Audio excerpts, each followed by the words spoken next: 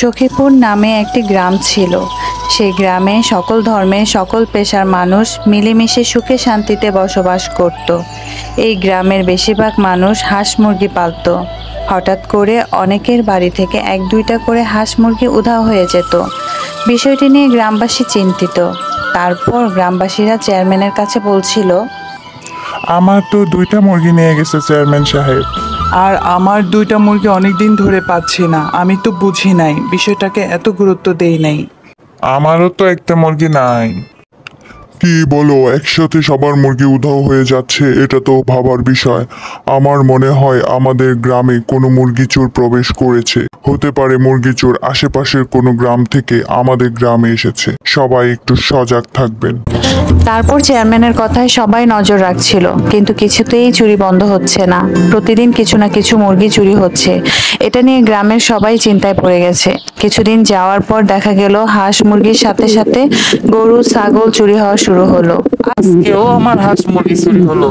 আরে ভাই, বললো না আজকে আমার ছাগল চুরি হয়েছে, পাশের বাসার গরু চুরি হয়েছে। এইভাবে তো চুরি চলতেই আছে, চুরি তো থামতেছে না। গ্রামের মানুষ চিন্তায় পড়ে গেল, এটা কিভাবে হচ্ছে কেউ টের পাচ্ছে না। কেন টের পাচ্ছে না? চেয়ারম্যানের কথায় সারা রাত জেগে থাকি, তবুও কখন চোর চুরি করে টেরই পাচ্ছি না, কেউ টের পাচ্ছে না। এখন তো গরু ছাগল চুরি করা শুরু করছে। গ্রামের মানুষগুলা কত বোকা, সবাই চোর ধরার জন্য বসে থাকে রাতে 1টা 2টা পর্যন্ত। বসে থেকে তারা সবাই একসাথে ঘুমিয়ে যায়। আমার জন্য তো খুবই সোজা। আমি মন মতো সুন্দর দেখে হাঁস মুরগি গরু ছাগল যেটা পছন্দ হয় চুরি করে নিয়ে এসে পাশের গ্রামে বেচে দেই। ঝামেলা শেষ, ভালোই চলতেছে। গ্রামের মানুষগুলো খুবই সহজ সরল। চেয়ারম্যান সাহেব, আপনার সাথে একটা কথা বলতে চাই। বলো। আচ্ছা, আমরা তো সবাই চোরকে পাহারা দিই রাতের বেলা, কিন্তু আমি যেটা খেয়াল করলাম, আমরা সবাই অনেক রাত পর্যন্ত জেগে থাকি। হঠাৎ আমরা ঘুমাই যাই সবাই একসাথে, সবাই ক্লান্ত হয়ে পড়ি। চোর মনে হয় এটারই সুযোগ নেয়। চোর মনে হয় বসে থাকে, যখন সবাই ঘুমাবে তখন আসবে।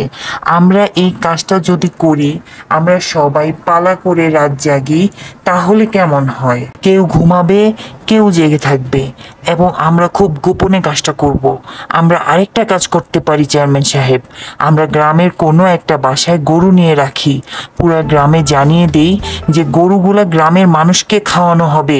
তখন চোর সেখানে চুরি করতে আসবে, চোরকে তখন ধরে ফেলবো আমরা। তুমি ঠিক বলেছ, আমরা এই কাজটা করতে পারি। আমি আজই ঘোষণা দেওয়ার ব্যবস্থা করে দিচ্ছি। ঠিক আছে। তারপর গ্রামে অনেকগুলো গরু আনা হলো এবং একটি বাসায় রাখা হলো, এবং গ্রামবাসীকে জানিয়ে দেওয়া হলো গরুগুলো গ্রামের সবাইকে খাওয়াবে। তারপর রাতে গরুগুলো যে বাসায় রাখা হয়েছে সেখানে যারা পাহারায় ছিল তারা ঘুমের ভান ধরে শুয়েছিল। আর ঠিক তখন চোর সবাই ঘুমিয়েছে ভেবে চুরি করতে আসলো। চোর চুরি করতে এসে দেখে সবাই ঘুমাচ্ছে, তাই সে নিশ্চিন্তে চুরি করতে ঢুকলো। চোর মনে মনে বলতে লাগলো,